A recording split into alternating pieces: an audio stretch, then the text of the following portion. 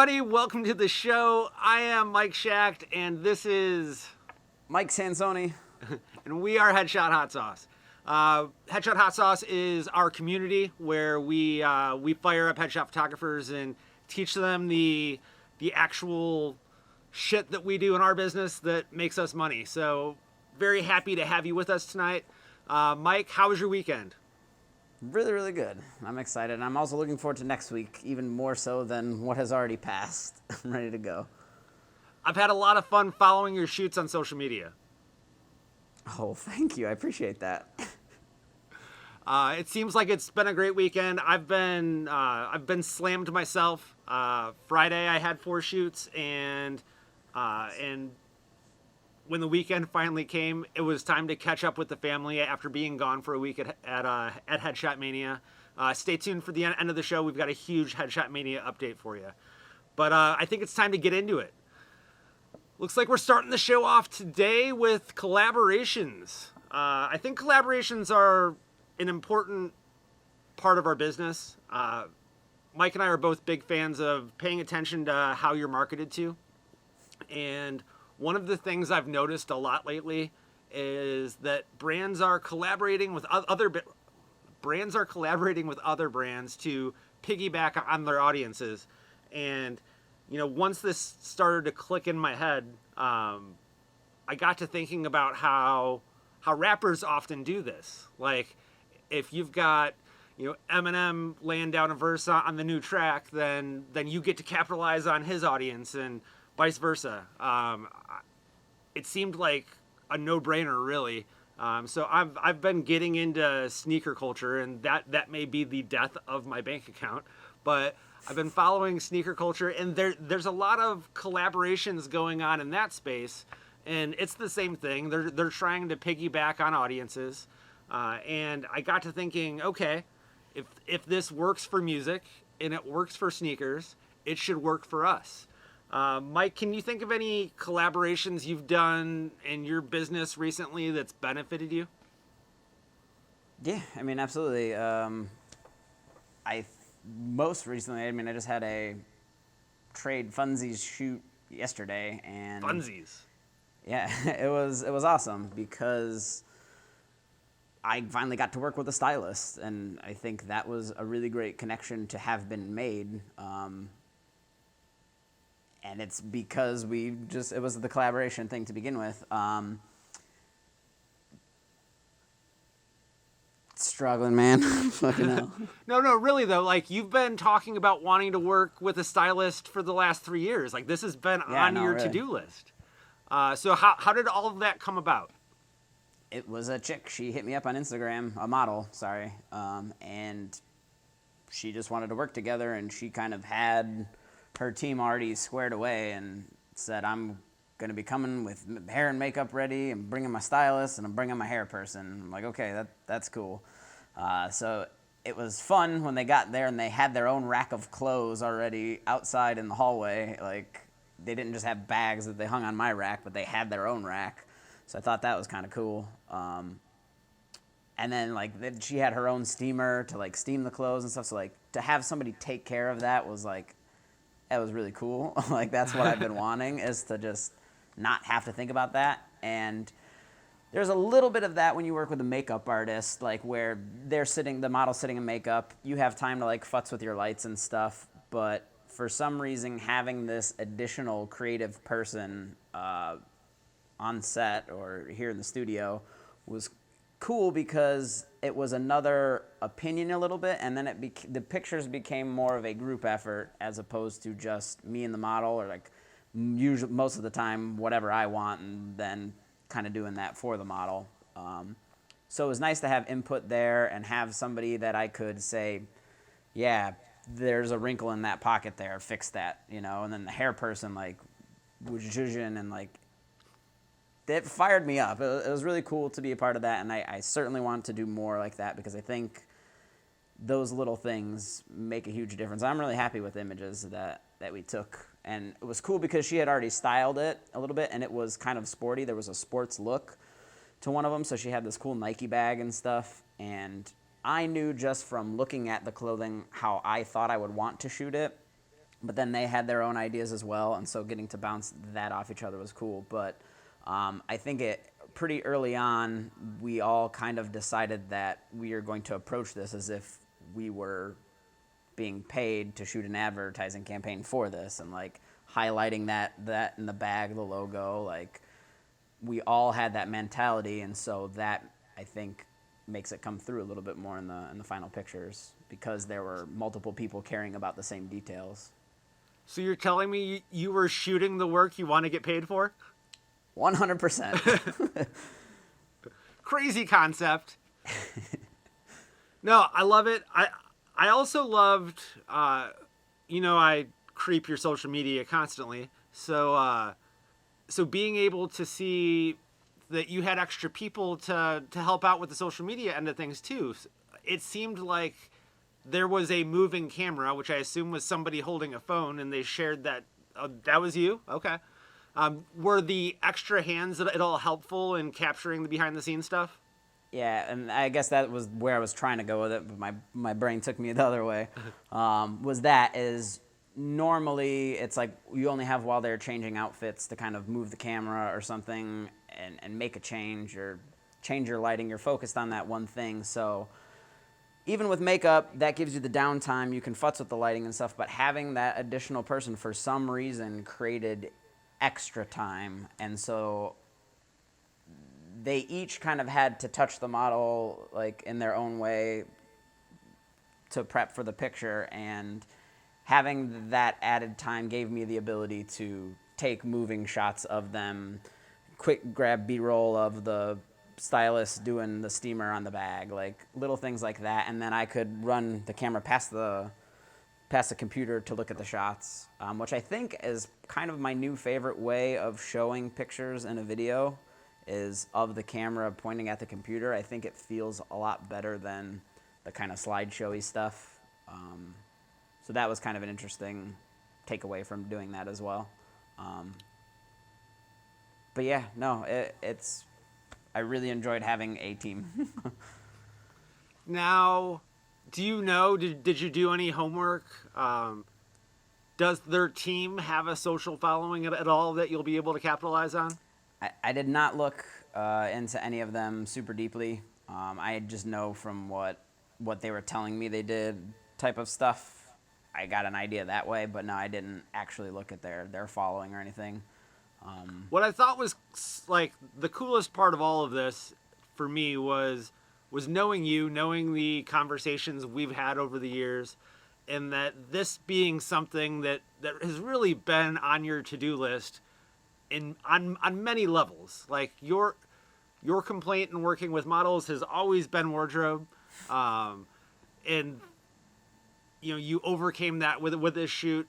I think that you've always had an interest in, maybe not always, but for a long time, you've had an interest in this sports element of things, and to pull that off is really a wardrobe play. I guess it's two parts. One is the person you're shooting has to have the right look, which this person did, and then you need the wardrobe to back it up if you're going for that, advertising campaign type of vibe. So to be able to cross this off of a bucket list for you, I tip my hat to you, sir. Appreciate that. To the point of the collaboration aspect of it, and why that's beneficial for leveraging their audiences and stuff as well, I think aside from the audience aspect of it, is each of us is our own individual creative artist, so we do kind of have our own agenda going into it, and multiple times throughout it, one of them mentioned submitting these. Do you ever submit shots to magazines? Do you ever submit for this? That's their agenda. That's the direction they want to go. And it's not what I go into this expecting or wanting. But if they're going to give me the push to do that, and I take those images and give them to them, and they want to submit them or whatever, like, I think that is also kind of helpful. Like, so to have somebody else's agenda kind of potentially push you in a different direction that you weren't expecting to go as well. Absolutely. No, that's badass as well.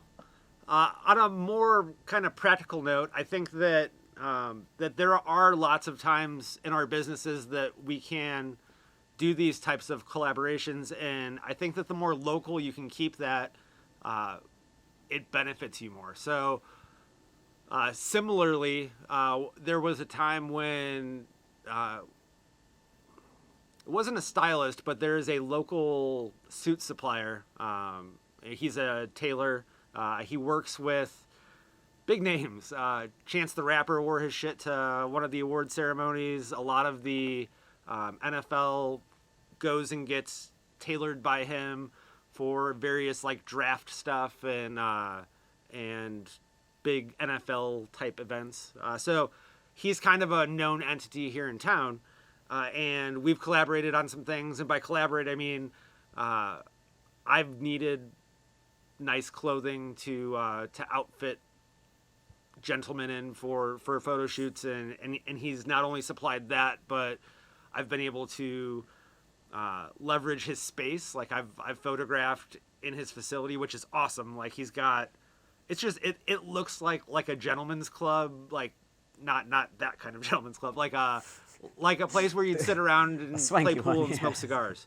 But it was cool to do a photo shoot there because it had a very styled feel to it, and him being connected, the work got seen by the right people locally, and that led to getting more work. So I do think that there's absolutely value in collaborating, and I think that this is not a direct ROI thing. This is not a short game thing. This is a long game. This is brand building, and it's fun. Yeah. So I know we've talked about it before, but there's a model chick in Chicago, and that's essentially what she did, was shoot with literally as many photographers as she could for free just to get the eyes. And because of that, she managed to leverage that attention for big cosmetic gigs and starting to get actual solid paid work as a model. And then she got signed again and again and all these different ones, and had this bomb-ass portfolio simply because she brought attention to herself as a model and leveraged other people's networks and just hustled. And I think it's fascinating, and it's super simple, and none of us want to do it, but like that's it. No, it's the hard work for sure. If it's who I think it is, I think she just moved to LA. Like I think oh really? I think that she got picked up on something big and moved to LA. So it's fascinating that I think that for those of you that don't know, Mike and I are both in Chicago, and I think that if you were to put us in separate rooms and have us write down a list of the 5 modeling hustlers in town and the 5 acting hustlers in town, our overlap would be in the neighborhood of 80%. Like I think that we would very much be on the same page as to who's putting in the work and ultimately who we think would be successful based on the way that they're approaching it. So again, I think we're talking about the same person, and I 100% agree. It's the work people don't want to do. Shit doesn't get handed to you. Like, you need to do work, and you will be rewarded for the work that gets done. All right. So have you found yourself in an Uber lately? Every day, different Uber. Yeah, no, I was recently in an Uber, hence this topic, but it was a really fantastic ride for a handful of different reasons. The first one is I received, so normally, let's back this up, normally anytime an Uber or Lyft driver calls me, like when they get there, like I see them on the GPS, they're pulling up, and like I'm just like tying my shoes or something. I'm gonna be out in like literally 2 seconds, and they call me to let me know that they're there. I get angry because I'm like, I feel like I'm being rushed, and I'm like, I'll be there in a second, you know? So normally that pisses me off, but this driver did not call me, but sent me a text that he would be arriving soon, and in that text told me that there was another passenger in the car already and what seats were still available. And this is the first time this has ever happened, but this is an absolute pain point for me, and I think other Uber riders as well. When you get into a pool, And especially in a car with tinted windows where you can't see inside, and especially if it's at night, you don't know where other people are sitting. And so multiple occasions have I gone up, opened up a door, and there's a chick sitting there and she's like, "What are you doing?" Like, that's not cool. That feels awkward for everyone involved. But the fact that this person, whether it was a saved response or something, I don't know, or maybe he just actually texted it, but to tell me what seats were available, I thought was really, really cool. And so when he pulled up, I knew exactly where to go. That was nice. That was a great user experience there. To Did take you tell it him one that? step, I did. I wrote him a bomb-ass review and tipped him some as well. Like, it was just everything. Once I got inside the car, to really top it off, in the little divider thing in between us and the cup holders were 2 bottles of Fiji water. And like, we have to talk about this because this is just too damn perfect. And yeah, I don't know. It was a really good ride for those different things, and something really simple like that. But if you do know what your customers are going through and you can anticipate some of those anxieties, automatically you're going to move ahead of everybody else because you are able to think at that different level and really anticipate what they would have a problem with. Out of curiosity, did you take the water? I did not, but I mentioned it specifically. I was like, I'm part of this marketing group, and we love Fiji water. So, yeah. No, I mean, I think it's fascinating. I would say that the majority of shared rides that I've ever been in rarely go above $10 in cost. So when you break out what this guy's actually making, to give up $1.50 for a bottle of water to one of these riders, that's potentially dangerous. Conversely, I would. Well, I'll let you finish there. Go ahead.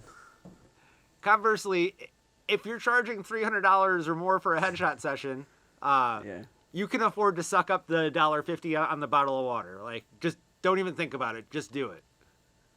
Yeah, I think if I were to compare that to us, I feel like the pool riders, this is no different than the gift bags for you and how you needed to get that cost down so that you could give it to the new hires. I'd say these pool rides are like new hires in that it's a numbers game. You shoot more of them, you make more, and just it's a lower cost or a lower revenue up front, but everything kind of balances out across everything. Cool. Speaking of providing value to your customers, I found myself on. So, I'm trying to back up here. So I take a metro train. So I take a legit train from the suburbs to the city, and then I get off of that train and I get on a subway and go another mile or so to my studio. So there are, most days, I'm on 4 trains. I'm on the train, then the subway, and then the train again. And Friday, during my ride, the metro ride's kind of private. You can't really see what's going on. It's like being on a school bus, and that the seats are like stacked one after the other. But on the subway, everything's pretty wide open. You can kind of see what everybody's doing for the most part. So I'm on the subway, I'm kind of looking around, and I'm playing the game where like I don't want to make eye contact with anybody, but I do want to study what's going on. So I just start looking at people's hands, and I realize that everybody's messing with their phones. And this isn't a shock, this isn't a revelation, but what occurred to me was 90% of the people were rocking $800 phones. And I got to thinking about how so many of us are so worried that, if we raise prices, then we're not going to get business. And, if people were afraid to spend money, then everybody would be rocking flip phones. Like, it's not always about the price. If you provide a product that is valuable, and you do a decent job of communicating that value, so that they understand why they're paying more for it. And I'm not trying to get into a features game. Like that's not what I'm saying. I'm saying if you can convince them at a cerebral level that what you do is better than what I do, then you can charge more than me.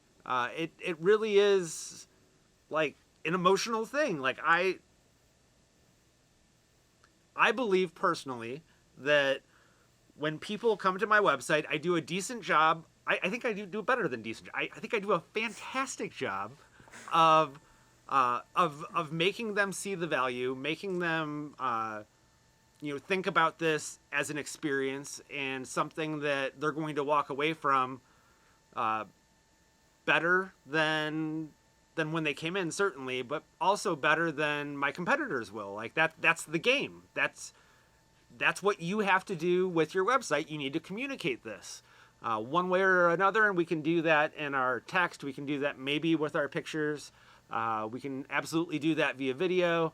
And as long as we stay away from features, because, when we start looking at features, we start thinking about things very practically. If we can stay away from that and, play to the emotions and, get them thinking about a transformative experience, then we can provide that value. And much like the Apples and the Samsungs of the world, get into selling more expensive shit, and people will buy it because they believe in it. Yeah, to stay within the kind of phone realm, I think as soon as the phone becomes about whatever that new feature is, that's when there's pushback on stuff. It's why do I need to spend all this extra money for a third camera or like whatever it is? Like it immediately, even for the big brands, as soon as it's about one of those features, everything kind of changes. Well, and they all push operating system, right? It's all user experience. This product is going to make your life better because it's going to take XYZ out of your hands and you don't have to worry about it anymore. It's going to sync wirelessly to the cloud. Like it's not about the fact that it's syncing. It's about the fact that you don't have to worry about losing your shit. Do you understand the difference? Because anybody can sync. Like that's a feature.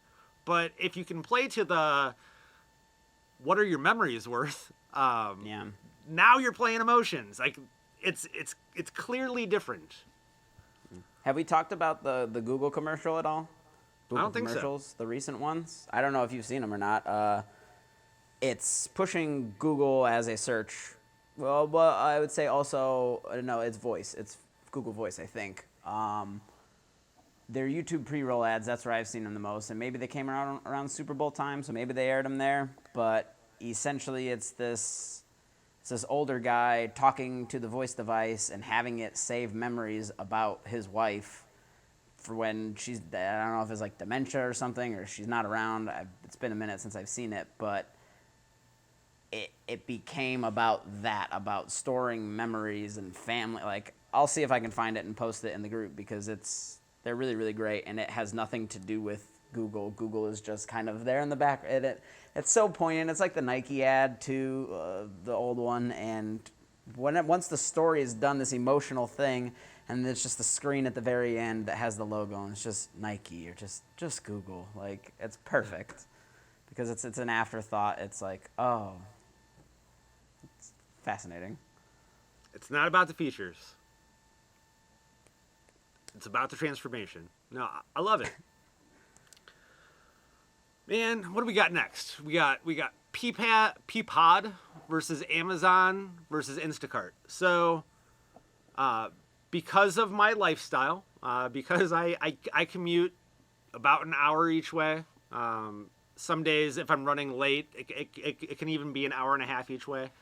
And I've got a 3-year-old and a 6-year-old that I don't love taking to the grocery store with me. I do a lot of grocery deliveries. I can order them when I'm sitting on the train, so I'm being productive, and then I can get them delivered at a time that's convenient for me. And in general, I've found that I don't pay that much more for it. And especially given that I do a lot of ordering in bulk, so like I do this once every 2 weeks, uh, it pays for itself in value. Like that 10, 15, even $20 is totally worth it to me to not have to drag my children to the grocery store. Uh, more than happy to pay that. So locally, at least, maybe nationally, but locally, Peapod pulled out of the Midwest, which left me with a void. And the reason I bring this up is that it reminds me of how our clients. So I'm going to finish the story, then I'll go back.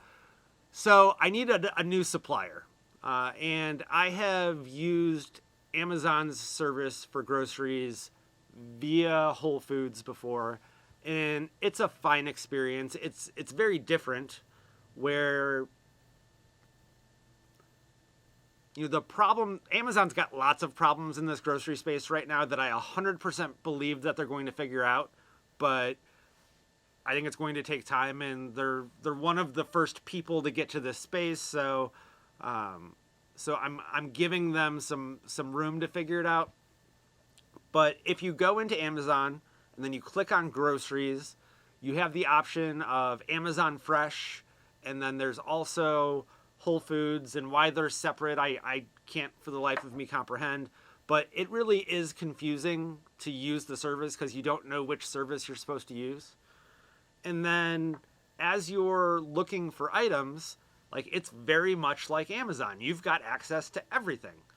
So when it comes to like ordering something like bananas, you're given like 11 options of which bananas do you want. Yeah. And I don't want 11 options. I just want the green ones. And multiply that by the 100 items that I order, it becomes kind of a clusterfuck of epic proportions. Like I was having this miserable experience trying to figure out what I was supposed to buy because the user experience was really bad. Like they weren't showing me similar items. They weren't suggesting items. Like they just don't have that process dialed in yet. And again, I 100% believe they will. It's just not there yet. So that had me going and looking for other options because I wasn't happy with that option. And I found Instacart, and then that was much more similar to my Peapod experience. And what I ended up getting turned out to be far less expensive and much more convenient. So I almost wish Peapod went out of business before. Anyway, coming full circle and why this is important. Recently, one of my competitors has gone out of business, and I am taking over a lot of his old accounts.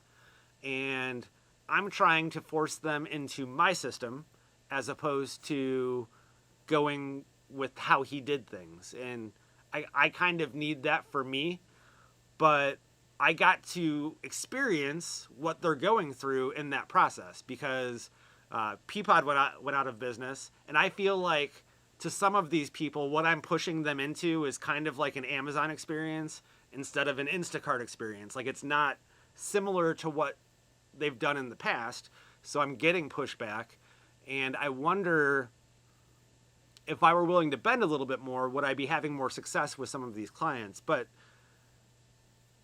I'll have to decide what's important to me and whether those are changes I want to make. But the moral of the story is, I think that there's something to be said for providing people with an experience that they already know, like not having them have to completely shift gears to work with you. Have you ever had anything like that happen, Mike?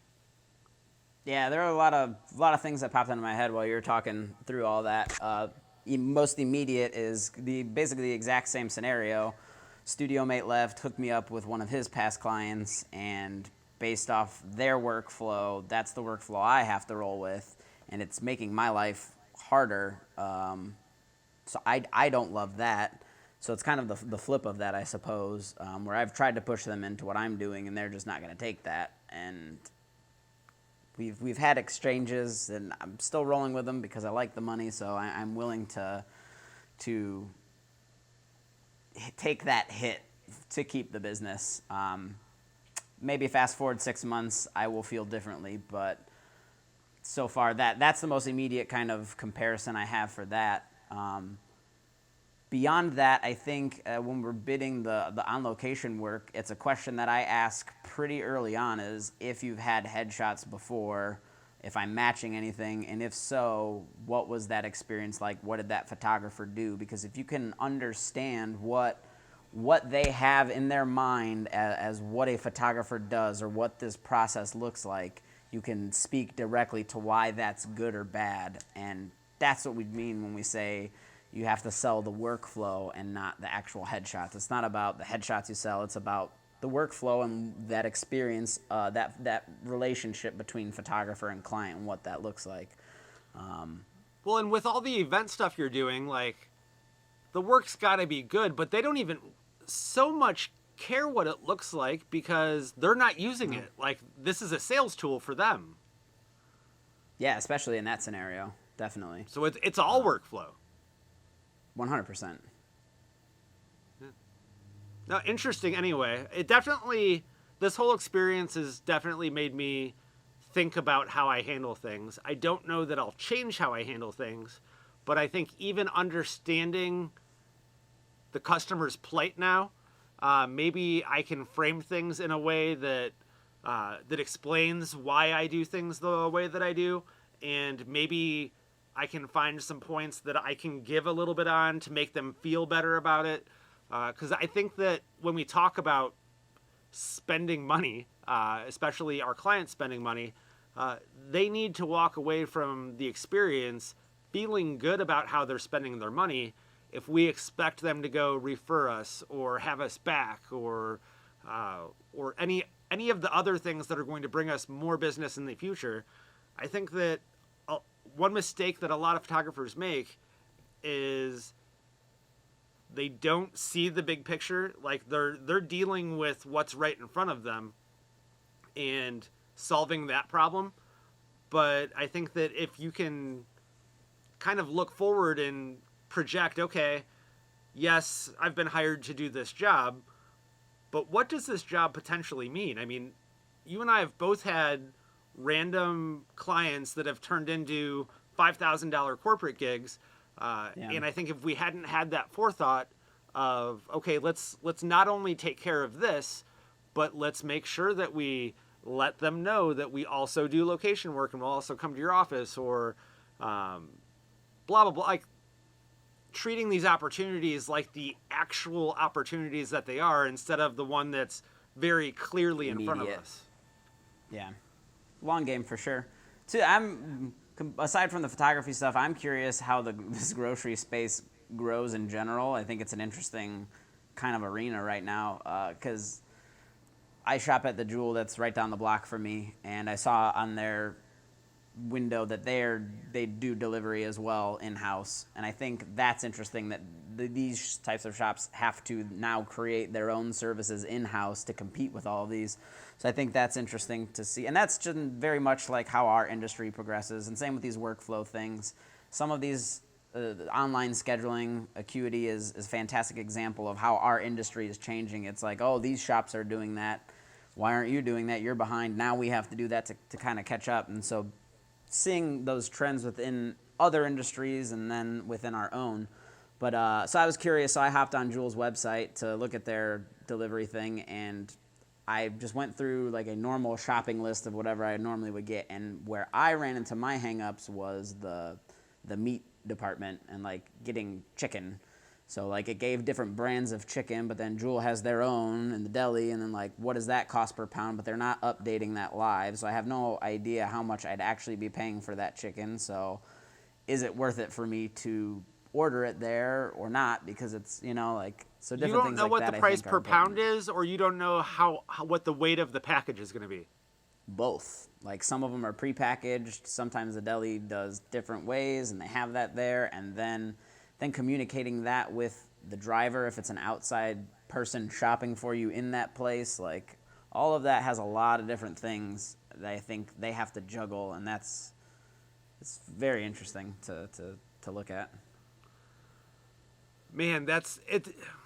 So in the group earlier this week, when Mike and I say in the group, we do have a private Facebook group that we manage for our members, and in the group earlier this week, I had posted about how Amazon is opening their first straight up cashierless grocery store. It might be, it's not employeeless, it's just cashierless. So you don't check out. You just toss shit in the cart, and it's tracking that, and then you just leave. And eventually, So you don't even like swipe and pay or nothing. Like it's attached to your Amazon account already. You have to have an Yes. account, I assume, then to go in and interesting. and then That's so there's like convenient. user experience things there, because eventually you will get a receipt for what you purchased. But the article I read said that the person who had gone through the process felt weird about walking out of the store and not getting the receipt right away. Like, if they had gotten that instant notification of, okay, your credit card got charged and this is what you bought, then they wouldn't fear that they were maybe doing something wrong, and That makes sense. accidentally stealing shit. So there, just because Or that's such a foreign it's process, buyer's remorse, essentially. Yeah. but just because this concept is so foreign, I think it's going to take time. But I remember, back in the old days when I was slinging lumber for a living, having vendors come to us and say, in the future, that's such a crazy thing to think about now, with it being 10 years ago. But in the future, what they were predicting was that all of the products, all of the wood, would be impregnated with RFID. So you just walk past an RFID scanner, and it's going to total the amount of products that are on there. Because one of our biggest problems at the lumberyard was that tracking inventory. So the people that were building the orders, like going and pulling 500 2x4s and putting them on the truck, like, we would have to trust that they were doing it right, and then somebody would have to come in and count them all on the back of the truck and make sure that all of the product was there. Had they gotten RFID technology to work that way, it would have been huge. But it sounds like we're just going to skip right over that and go into something else. But I don't know. All this shit just interests the shit out of me, because it's such a drastic change to the user experience. And like all things user experience, I think feedback is important. So I totally related with the guy who felt like he was stealing when he didn't get the receipt, because when you do something, like, it's like every action should have a reaction. If his action was walking out of the store, he would have felt better if he gotten the reaction that he was looking for. I think even aside from that like moral feeling of doing something that's right or wrong, I think we can get over that pretty quickly after having just done it. Doing it for a while, we can get past that feeling. If that becomes the new norm, then I think it becomes about fear of being charged for things that you didn't take, or vice versa, because you have no check, essentially, no verification of all of that. You're relying on that technology so heavily. So I think that's interesting too. Well, to the same kind of... Good. Wrap it up. Not wrap it up. That was shitty. That's not what I meant. Sorry, I take it back. I meant like, go ahead. Given, I think most of us have some type of retail experience. Like, maybe we worked in a grocery store as a kid, or a 7-Eleven, or whatever. I've got a fair amount of retail experience, and a lot of thought gets put into, like, the placement of what items go on end caps, and they're typically shit that's easy to grab, like shit you didn't plan on buying is strategically placed around the store so that you accidentally realize you have to have this and add it to the cart. So one of the things that I've noticed about, because I've been buying groceries online for probably 2 years now, one of the things that I've noticed is that I don't buy things I don't need. And that's got to hit the store at some level. My wife will still go to the grocery store. If she if there's something that she needs that I didn't buy, or maybe we're in that 3 days before the next order is coming through type of thing, she'll run in and grab some things, and I can always tell when she's done that because she buys a bunch of shit that I would never buy, and she's the person that's grabbing shit off the end caps. Oh, that looks delicious, I'm going to grab it. And I'm a very, for as unorganized as I am in lots of aspects of my life, my kitchen is like the most organized place in my house. I geek out a lot on this. I've got lists. So like, and I guess this goes back to like retail management. I have a list of 100 items of things that I stock at the house. So before I place my order, I go through my list and I'm like, okay, I've got 3 of these. My par level is 10. So I always want to have 10. So if I've got 3 and my level's 10, then I'm going to order 7. And like, that's how I operate. And the shelves are all laid out to accommodate this. So when shit comes into the house that isn't one of those 100 items, then it completely fucks up my world. Yeah. That probably surprises you a lot for as well as you know me and know my disorganization. No, that makes sense. So I think too that's kind of TNT, right? As soon as you're not in the store anymore and that choice goes out to the world or to other people, you are less likely to buy more. That's a fantastic example of that that you stumbled upon just there. When they get this dialed in, when they really truly get to buying groceries online at scale, I think that what we're going to find is that the page that has the item that we're buying is also going to have those end cap items at the bottom of the page to plant that seed to try and prompt us to purchase those things. Interesting. But not Peapod, not Amazon, not Instacart. Like, nobody's doing it well yet. But that's definitely got to be the next level. I think that's another fantastic point to make there too, is nobody is doing it perfectly yet, but they're doing it so that they can figure out what the problems are. That you have to have that test phase to the same, and especially when it becomes such a large. Buying groceries is such a significant portion of our lives that changing the habit or the pattern we have around that activity is going to be immediately faced with pushback from everybody, just because it's such a break from the norm. So they have to put a lot of thought into that. To that same kind of technological realm is the scooters, and they're coming back to Chicago. I guess they got approved for another round of testing, essentially. The data. So they're all coming back? Yeah, well, that I don't know for sure. I don't know if all the brands or if just certain ones, but scooters are coming back. So I think that's interesting. And basically, they laid out a bunch of data that they collected, and I thought all of that was really interesting, but that in some aspects there wasn't enough data to make a significant call. So that's why they're kind of doing another round of it, and then maybe tweaking a couple things here and there to see how that affects everything. And that's fascinating too, to see it done at such a larger scale than what we're doing. Yeah. So if you're watching this and you're wondering why the hell are we talking about groceries and why are we talking about scooters, Mike and I are both huge advocates of paying attention to how you're marketed to. I think that if you understand how you're being marketed to, you can see patterns and ways for you to implement this shit into your business. And for us, so much of it is based around user experience. So these user experiences we're speaking of, they don't have direct parallels necessarily to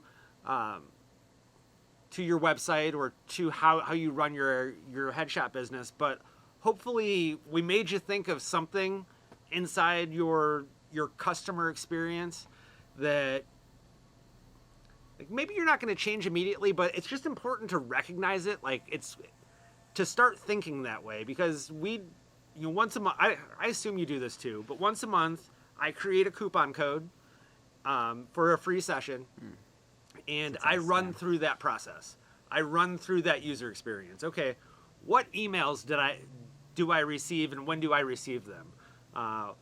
what information is displayed on the website as you do different things. And I would say that every second or third time that I do it, I find something that I can add to my website or add to the email sequence that would make that that experience just a little bit better. And if we can make shit a little bit better every month, we will eventually beat everybody else. And that's what it's all about. We're going to get to that a little bit in one of the later topics, essentially that, refining that workflow a little bit with the new hire stuff. So we'll hit on that topic when it comes back up. But I'd say that all the grocery app stuff also plays into our websites, obviously directly. And I think that segues into the next one a little bit. Sure. So we're coming off Headshot Mania, which is Peter Hurley's Headshot Crew biannual event. And what was super cool, I think for both of us, was to be able to talk to photographers that didn't know what we were into. So like a lot of the websites that we usually look at when we're doing our website reviews are people that have been listening to us for a while. They know what we want to see. They know why we think what we think. And so to talk to people that really have no idea and no background with Headshot Hot Sauce was super fascinating to me. So I would have them pull their website up on their phone and then hand me their phone. And I would scroll through their website relatively quickly. And especially in a mobile experience, I'm not reading fine print. And when we started talking to people about like why all of this small print is bad for them, we would say, hey, go install this software called Hotjar. It's free and it tracks people's experiences on your website. It records the screen.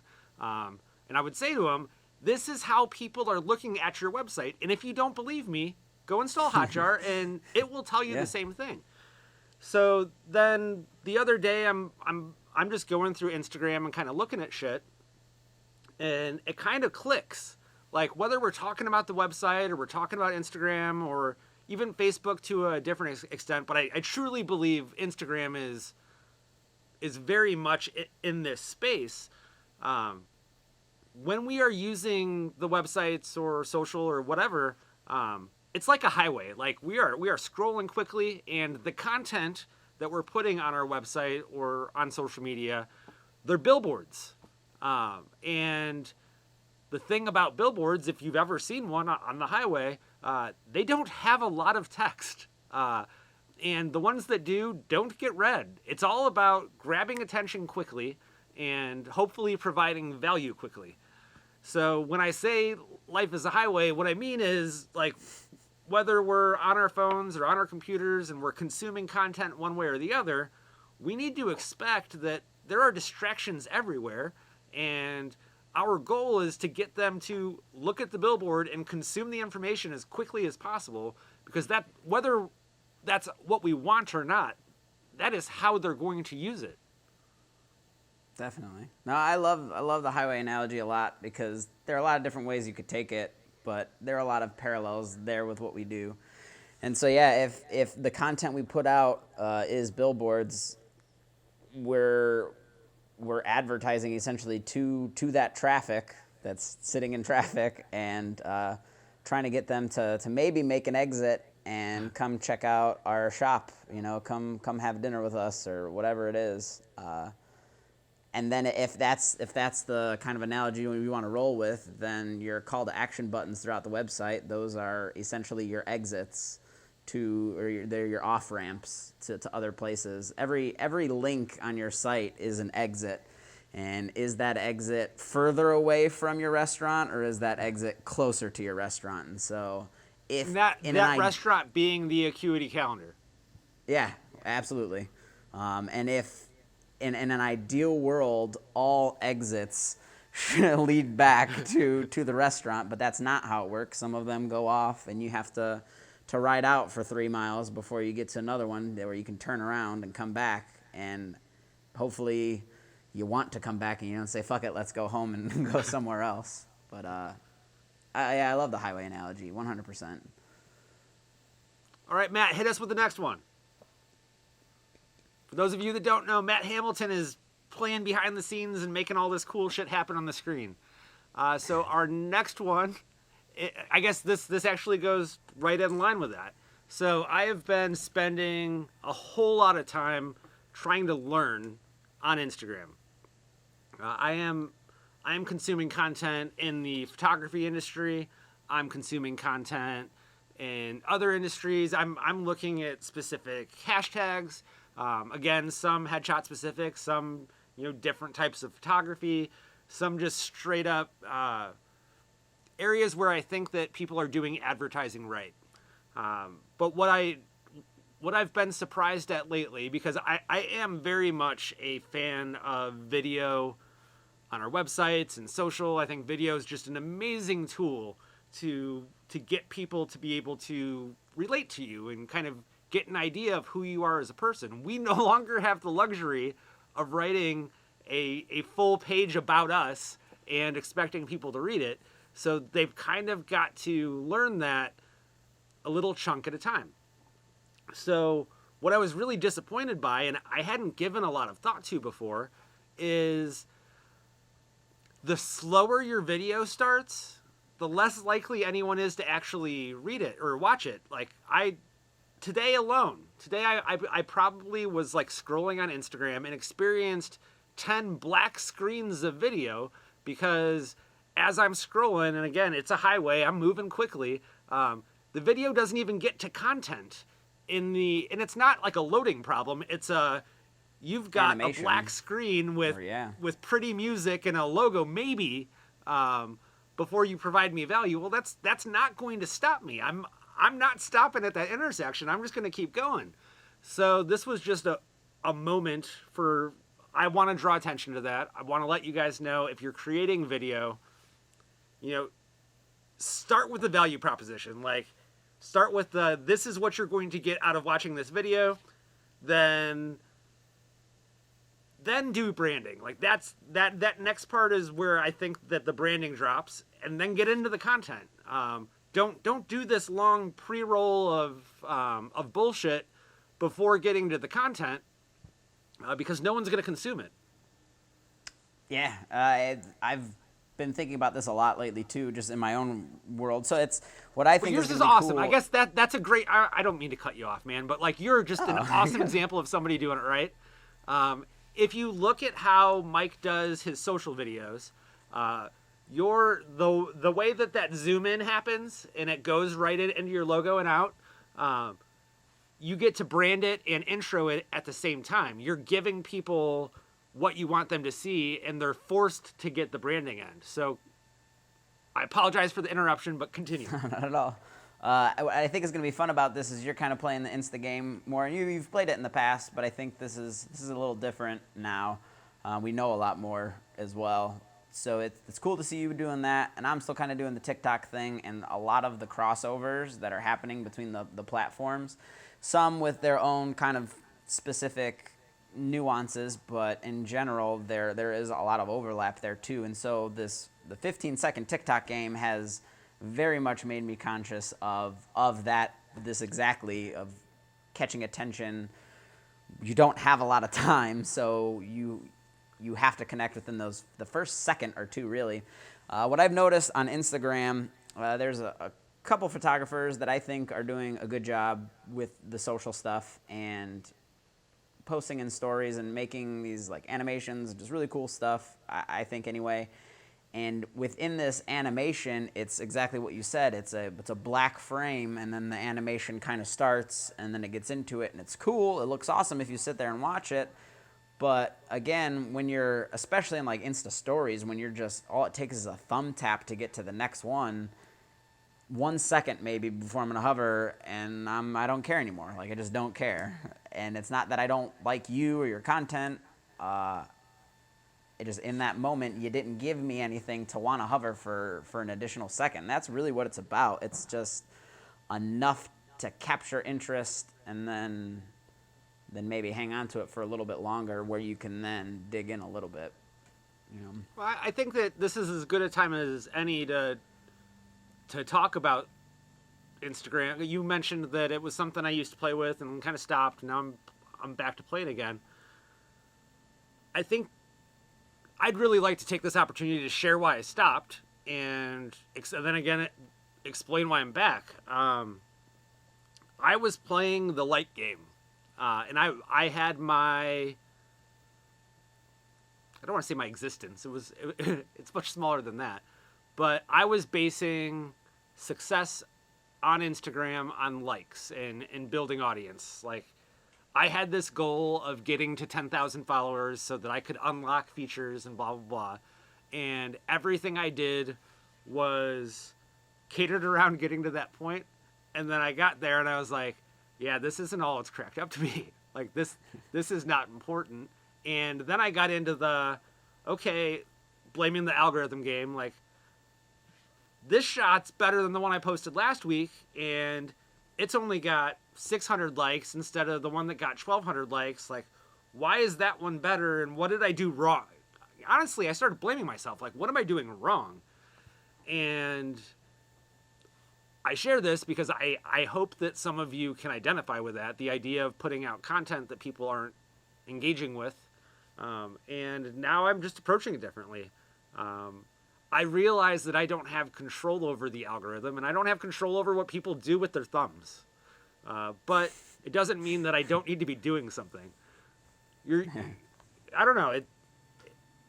I just want to provide value to people now, and I think that removing myself from that, removing the need to get likes and the need to get engagement from all of it, and just treating it as a place to provide value, it takes the pressure away. Like, it's fun again. It got to the point where it wasn't fun, it was frustrating. And I don't care if you like what I'm doing. Like, it's what I want to do. I don't know. Yeah, what I'm now finding. Go ahead. No, that's it. What I'm finding now is, so now I've got this kind of format that's working. People like it, and they're responding, and I already kind of feel myself boxing myself in a little bit to that. And now it's becoming something that I have. It's not yet. It's not there because I do enjoy doing it, and I think it's good to keep doing. But it is heading in the direction of something where that it has become a chore in a way, and I think that will immediately make me avoid doing it and shut down. So in the in-between times, I think, and this is a great parallel to us as photographers, actually, our actual pictures and shooting, and why that creative work is so important in between. We do still love taking headshots, but at some point it does start to get monotonous, and you do have to break it up a little bit, regardless of how much you love it or not.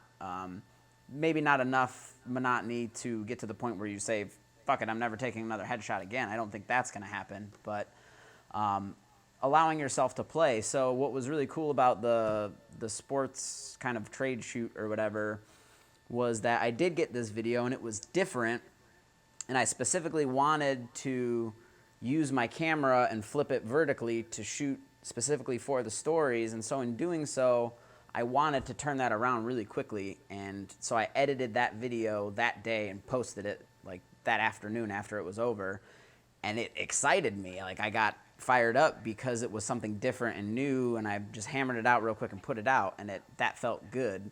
And I think we have to keep doing things like that so that we don't get boxed in, but that also we allow ourselves the opportunity to find that next cool thing that is going to be that what people respond to, or just learn. Again, I learned that I like the way filming the screen looks in comparison to just throwing on shots. So you find that next little thing just by not, I guess, following anything too strictly, you know?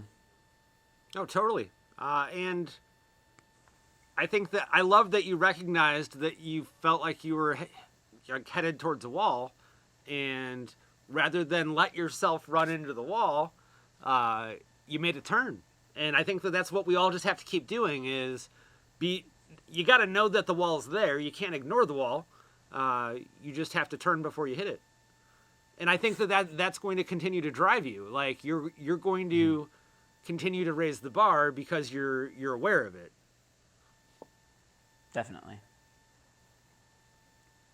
In Right. the same, we'll half-ass transition. In the same kind of social realm, pay attention to how you're being marketed to. Me and Mike, we both text each other different screenshots of ads and stuff that pop up. Like, this one's weird. Like, this is a weird one. We're trying to figure. Like, I think we're gonna crack it at some point. But like, the examples of ads that are being served to us that are just a little too weird to make sense. And so this was one of them, and I don't know how to pronounce the brand, Rows, whatever. And it is a tomato sauce company. They make marinara sauce, spaghetti sauces, and stuff. When I was doing the keto thing, that was one of the spaghetti sauces that was lowest in additional sugars and stuff. So I had already known about them, but it's probably been a year since I've been decent on any of that, and I haven't seen ads for them otherwise. But the other night I was texting with RJ and we were talking about dinner, and that evening I ended up purchasing a jar of marinara. It wasn't that brand. I was considering it because I already had brand loyalty from the last time that I was doing the keto stuff, so I did pick up that jar, and no, we're not going to use this whole thing. I just need a little one. So I put it back and I got a different brand. And the very next day, I got an ad for this Rouse marinara. And what fucked me up was the fact that it was marinara and it wasn't just spaghetti sauce. I don't think they're known for their marinara. I think it's just spaghetti sauce in general. But the fact that this was marinara and I had just purchased it, I was like, this is too weird. So then I had to go back and I was like, okay, we had to have texted each other marinara sauce. Like, we were talking about groceries, what to pick up. He must have said, pick up marinara sauce. And so I went back to the text, and he didn't. He never mentioned that at all. He said dipping sauces, but I don't think, because we were getting mozzarella sticks, and I wanted marinara sauce for the mozzarella sticks. And this is where I've come now with this journey, is I feel like he texted mozzarella sticks, and Rouse was very smart in knowing that people who are searching for mozzarella sticks would also benefit from some really great marinara sauce. So I feel like that if there was any kind of ad targeting happening there, it had to be at the mozzarella sticks level. But that still doesn't make it any better because, again, it was based off our text, and I think that's still kind of weird, but just a very interesting thing for a couple different reasons. One being that the creepy ad thing, but then also the thought, if it is that mozzarella sticks comparison, that they put that kind of thought into who their ideal user is, what they would be doing, and then positioning themselves right there at that proper time. It was really brilliant ad targeting, I think, if that is the case.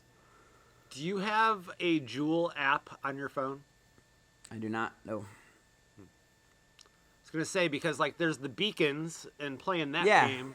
Like maybe you were hovering in the marinara aisle and... Well, that's what RJ said, but I don't... Are they store specific like that? Like within the aisles and shit? If you had a Jewel app, then I would say that was a possibility, but without one, no, I have no idea how they'd figure that out. Because my initial thought when it happened was they're reading my Jewel receipts and like bank statements somehow. Like that was where my head first went, and then I'm like, okay, no, take a step back from that. Like, you talked about it, so they're reading texts for sure. Where did That's you creepy. get served the ad? Was it on Facebook? Was it Instagram story? Instagram story. No, short of, I mean, from what I know, short of your having Facebook or Instagram open and talking about it, like they're absolutely listening to us when the app is open. Right. So short of talking about it, talking out loud to RJ, your roommate, and the app hearing that, you know, this is what you're into, yeah, I've got no idea, but... Which is why then the logical play is then the mozzarella you have sticks. privacy. What's that? I said, so that's why then the only other logical thing I can come up with is the mozzarella sticks, and that just being good ad targeting, but still doesn't quite answer the fact of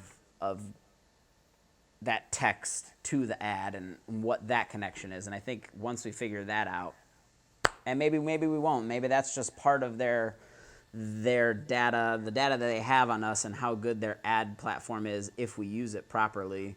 Maybe literally it was as simple as that. Is they just had an ad targeted at mozzarella stick people, and Facebook knew enough and had access to text data somehow that put us in that audience.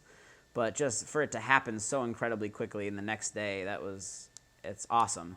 To that point, I've also experienced the other side of that where whatever it was talking about, the ad came too late. And we had already made that purchase, but that audience hadn't been created yet or something, where it just, the timing was off, and that's unfortunate. So social ads are just, it's an incredibly large beast, and I think there are so many different nuances to it, you know. No, Which is why we always think that the Google AdWords is the safer play there if you're looking to get into paid advertising, just because there is so much that goes into the social ads. It's absolutely a fascinating space. I think that a lot of people are naive about how much data is being collected on them. I think that the amount of data being collected is insane. Do you use a Jewel card? Yeah, you got nothing. Yeah, I got nothing. I got nothing. But yeah, I think the expectation is that we're eventually going to stop being creeped out by this and just be okay with it. But I think right now it's all new enough that, and there's always, people screaming privacy, privacy, privacy. And I get it. I'm not saying that's not a legitimate thing, but I think, Facebook and Google and all of them, I think their expectation is, all right, us people that are, over 25 might be creeped out by this today, but our kids will not. That'll be the expectation. And if you go back throughout history, like, anytime there's big changes, there's big resistance, and eventually it either works out or it doesn't. But you don't have change without resistance historically. Like, people fear change. All right. So, intent versus execution. I've, again, coming off of Mania, and I hate to keep going back to that well, but it was such a fascinating opportunity to actually hear the questions that people had, or to hear about the things that they're interested in. So going back to that whole intent thing, what I realized, or what I found fascinating, was that people are doing things not based on the desired outcome. They're doing things because it's what they think they should be doing.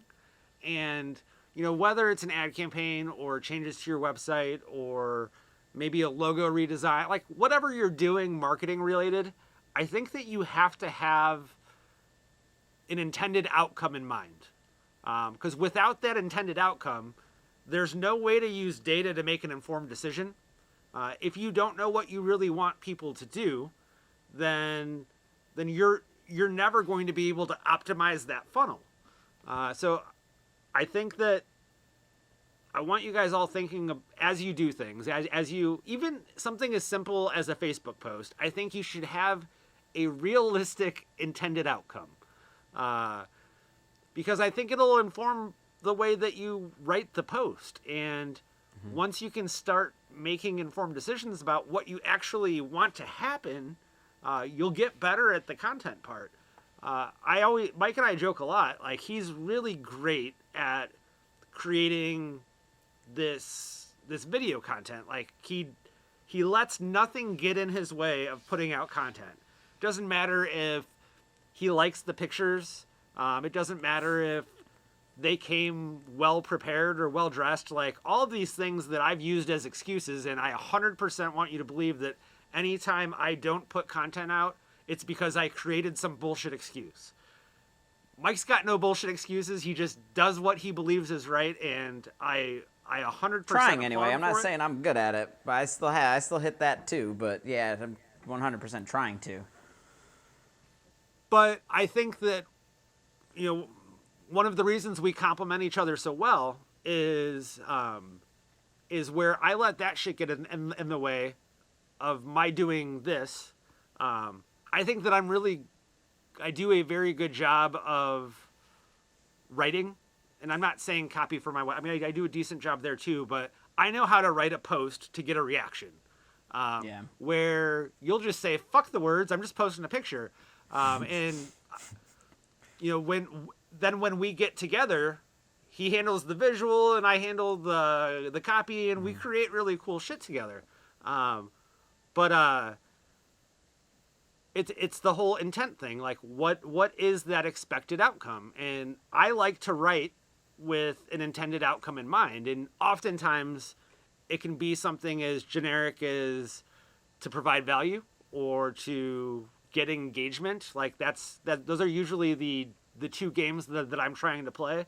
But I'll sit down and, you know, think for 15 minutes. Okay, I want to make sure that 15 people comment on this. So rather than writing a statement, maybe I'll write a question, because questions are easier to get engagement on. I don't necessarily want people to pat me on the back, which is fine too, but I want that engagement because I like to see how that all spirals. I like to see that because my aunt in, let's pick one. Because my brother in San Diego saw something and then commented on it, 5 people that we grew up with also saw that, and now they're liking the post. Like, I like to play that game and see how that web all works out, because I find it all fascinating. So I just want you guys thinking as you're posting things, what is the desired outcome? And don't tell me that it's to make more money. Like, that's a bullshit desired outcome. You can't control somebody's purchasing decisions. If you provide them value, they will be more likely to subscribe to whatever you have going on, which will, in the long term, turn into somebody giving you their money. But like, I think you've got to have some steps in there to really get to the point. Yeah, we talk about data a lot. Data is important. That's essentially what you're doing, is you're collecting data there, and it brings it back to the scientific method. We don't talk about it a lot, but maybe we should more. And I think exactly what you're talking about, it's a hypothesis. You have, I think that's a perfect word for it. It's a hypothesis. You have something you would like to try to achieve those results. You could call it a goal, but I think a hypothesis is better. It's, I'm going to write these words out in this way because I think that it will achieve XYZ. I think that it will do XYZ. That's my hypothesis, so I'm going to write out the things in a way that I think will produce that result. I'm going to do the experiment with these variables in a way that I think is going to produce that result. And then once it happens, then you look at the outcome and then tweak it a different way if you didn't. If it did work, then your hypothesis was correct, and then you know that worked. So it's go into things with a variable in mind or something that you would like to test, and then approach it that way. Then it becomes fun. I think, like you said, it's a game. Then you're trying these different things, and then there is no failure. It's just figuring out what leads to that outcome that you are expecting, that goal, you know? Totally. All right, talk to us about new hires. We are very long-winded tonight. Yeah. We're just chatty going. Cathys. So back to kind of the flow where you said you test, you make a coupon code and you go through the whole process, the funnel, see where you can refine it. I think that's really smart, and being proactive about finding those leaks and potential moments where you can tweak things, as opposed to waiting for the problem to happen, realizing it's a problem, and then trying to backtrack and fix it preemptively.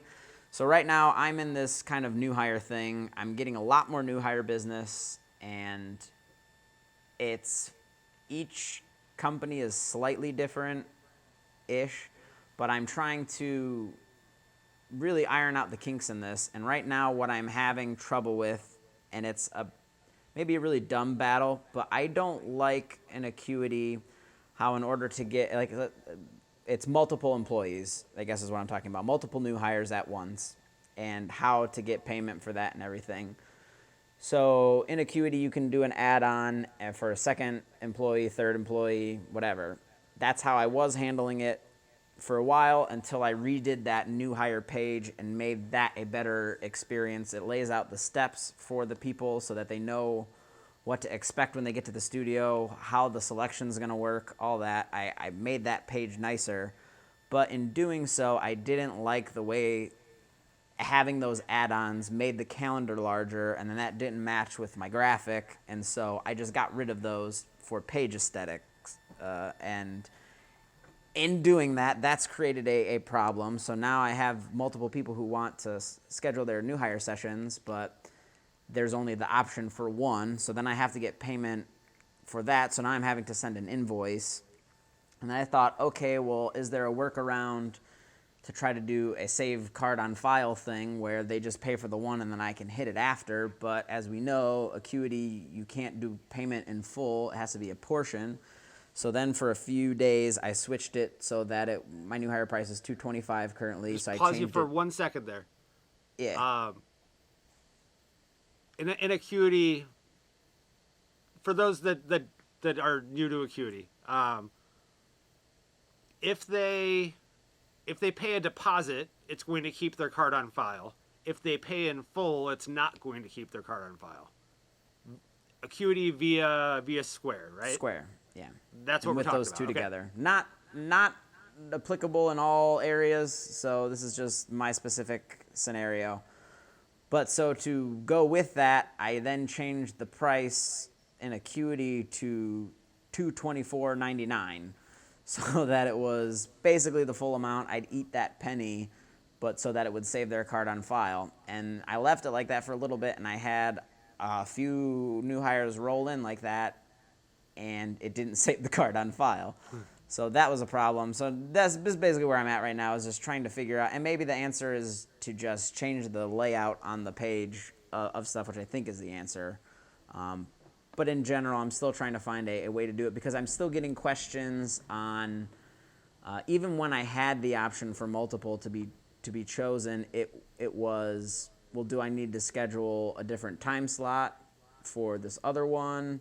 That still wasn't clear, so there's problems happening in my new hire funnel right now, and so I'm trying to work those out, and that's kind of priority for me because of how many I'm getting now, and things are firing there. Okay, so I mean, this is dangerous territory. We are way off book now, but we're just going to try and troubleshoot this. What about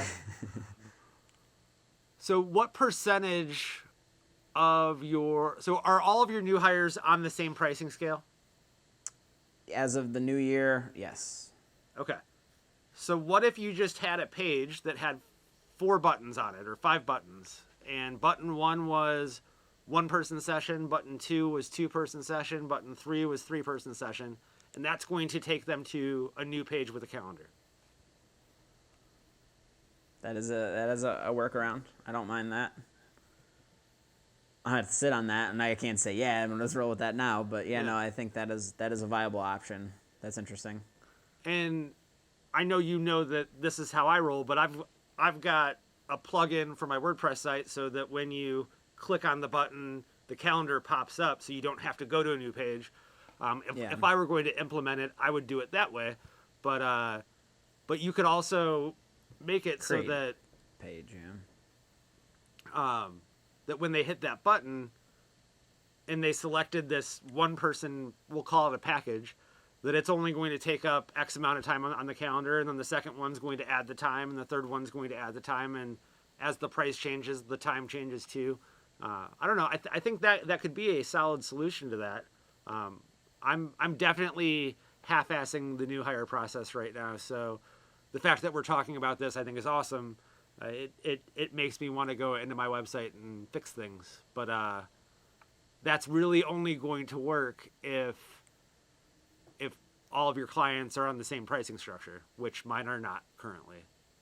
And I knew that was a potential problem because it was already happening with me a little bit when I did try to change the rates. And so that's why this year I immediately said, yeah, flip it all. And I haven't even I didn't make a message or anything to all the companies saying, hey, my rates have changed. It directs them to that page where the price is now different. And if they say something, I will address that accordingly. But I knew that was important. And so now trying to keep that as evergreen and like that created, I was looking back at my old email templates for new hires, and my follow-up would be like 6 months out after I finished the office shoot. There would be an email that would go out that would say, hey, we have a new hire program. If you've hired new people or people were missing, use this link to schedule. The price of a new hire is XYZ. And so I realized when I did that, half of these people had an email that said a specific price in it, and now my price has changed, so now I'm going to have to honor that, versus if they knew or not. So for trying to keep things evergreen, I then removed the price from that. And then that made me think about the makeup artist, because at the time I had the price for a makeup artist in the email because I thought I was being helpful. But again, makeup artists change, etc. So that's a point worth noting is think long-term about making any of your funnels and marketing efforts evergreen, meaning if you change something in your workflow or something specifically, that you don't have to go in and change every single instance of that throughout that funnel. Yeah, no, that's smart. So have you gotten any legitimate pushback on pricing yet? Like No. where people said, hey, this is $50 more expensive. What happened? Nope. Nothing. That's interesting. That's reassuring. Like I'm excited to hear that. Which makes me less nervous to potentially raise it again at some point. I don't think that can. I don't want that to happen. Maybe I don't want to say as frequently as I change normal rates, but I feel like that does. If I'm going to make a move, it needs to happen and then kind of stick there for a while. Just because I don't want it to be like I liken it to rent, and every year my apartment rent goes up, and it's like that's shitty. Like I get it, it makes sense, but I don't want to have to pay more, and I don't want new hires, especially because they are sending me all this business. I would hate to lose that account and that pretty much passive income for the new hire business to drop off because I wanted a little bit, $50 more, whatever it was, No, I mean we talk about this a lot. My new hire revenue is like half of my photography business. So to mess with that would be bad. So no, like I said, I'm very interested to hear how this all works out for you, because sitting where I'm sitting, if you tell me you raise your new hire prices 25%, I'm looking at my business and saying, okay, well, if I raise my new hire prices 25%, I'm going to add a shit ton of revenue, and that would make me feel good. So we may have to discuss this further off camera. All right, well, cool. Let's drop the scavenger hunt bomb. So I guess I'll start by saying I feel bad. I feel bad that there were so many people that didn't even realize the scavenger hunt thing was going on. The scavenger hunt was a part of Headshot Mania. In all fairness, we all did a fair amount of partying, and I wouldn't be shocked if the first 30 minutes of either day of our presentations, people were still waking up and still getting in the groove. So I'm not horribly surprised that there were people that didn't realize we were having a scavenger hunt, but we had a scavenger hunt. And when I say scavenger hunt, what I mean is there were tasks for people to go do things, and some of them super simple, some of them were designed specifically around networking. Like we had a task where people could run around and take selfies with other attendees. And my thought was, if you're going to go up to a stranger and introduce yourself and say, hey, I'm taking part in the scavenger hunt. Can we take a picture together? Like, you create this opportunity to bond with somebody. Like, that was my intent there. And there were other ones. Like, so if you were to do that with an associate, I think you got more points, and then a mentor, you got more points, and then, us, you got more points. Like, there was a scale for it. And then there were other tasks designed to get you comfortable using your camera or using your phone to create videos. So, we gave you opportunities to review your meals and give us a tour of your hotel room, work on your, various videos that you'll eventually get to incorporating into your website. So everything that was on that list was designed to make you a better marketer. Whether you guys realize that or not, like, that was our goal. We wanted you to get over your fears and really just, we were in this safe place, and we wanted you to take advantage of that to kind of get out of your own way. So anyway, the grand prize, or I guess the only prize for this scavenger hunt, was a new product that Mike and I are developing. And basically it's a weekend in Chicago. You get yourself to Chicago because, if you're local, you can just come over. But if you live somewhere else, you get yourself to Chicago, and we put you up in a hotel near the studio, and we feed you. Like, we take care of the meals and things like that. And we spend a couple days unfucking your marketing. And that's the product we're offering. And we are actually offering this product. One of the reasons we wanted to do this was to help us dial in the product. So anyway, we got a bunch of like really, really good submissions, and it was so much fun watching the experience through somebody else's eyes. That was incredibly gratifying to see people doing things they normally wouldn't do. And I believe all of those things,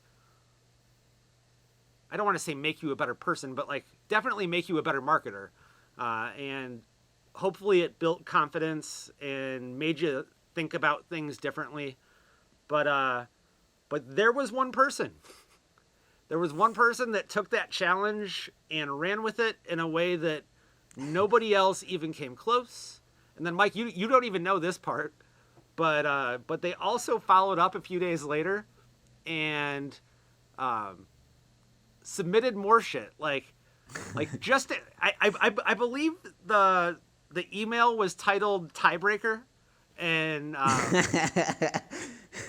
and the thought was, okay, if it's really close, I don't want to miss out on this opportunity. So if there's going to be a tiebreaker scenario, I want to make sure that I submit this.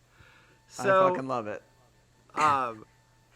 So again, from where I sat, and I think Mike too, like it was incredibly rewarding for us to see people just doing something, and that's what marketing is all about. It's data and funnels and all of this stuff, but it all starts with doing shit.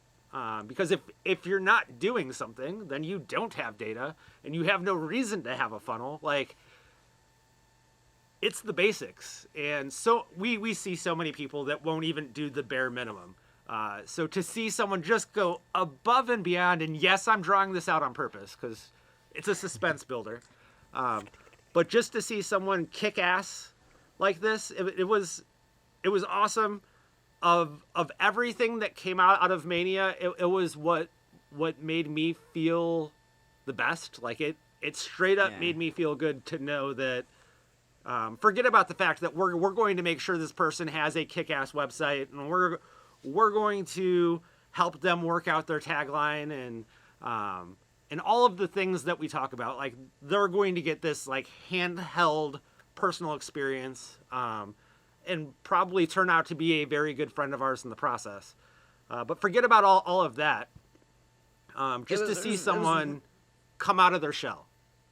Yeah, it was really cool because we had gotten the submissions and stuff and went back to the hotel room, and Mike started playing some different ones, and it's like, oh, these are cool. Oh, that was funny, and it's popping out. And then when this person's stuff came across and we're watching it, we both kind of stopped and looked at each other and were like, holy shit, that was good.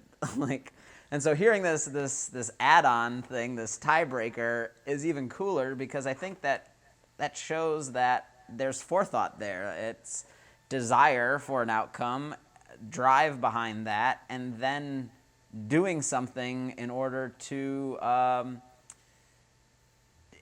in preparation for whatever outcome could happen, and seeing that, having that forethought, I think is really, really cool. And I'm excited to work with somebody who thinks like that because they're already doing something right, you know? You bring up such an awesome point, and I appreciate your you're using gender neutral pronouns so that we can delay this even further. But but the point you just made that I really, or what you said that I really latched onto there, was that was our desire to help people that are willing to help themselves is far greater than our desire to help people that just bitch about shit.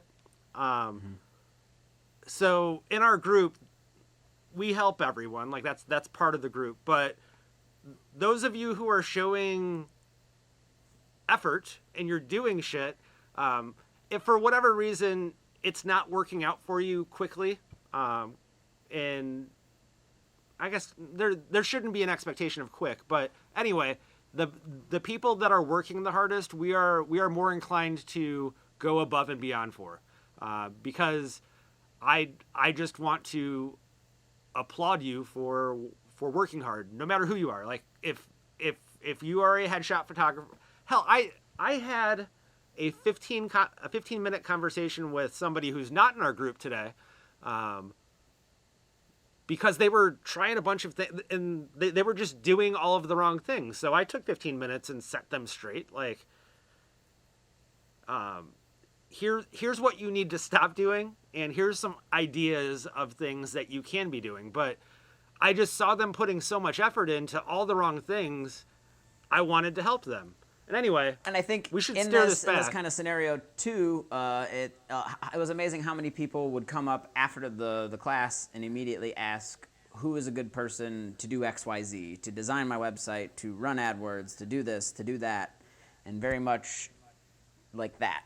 And so that's kind of the flip of it, is it's, you gotta want to do it, and we see you wanting to do that, and I think you're gonna appreciate the results of things significantly more when you do have that kind of interest in it, and you're not just kind of checking it off a box and doing it because you know you need to. There's a difference there. All right. So should we let the cat out of the bag? Without further ado, drop it.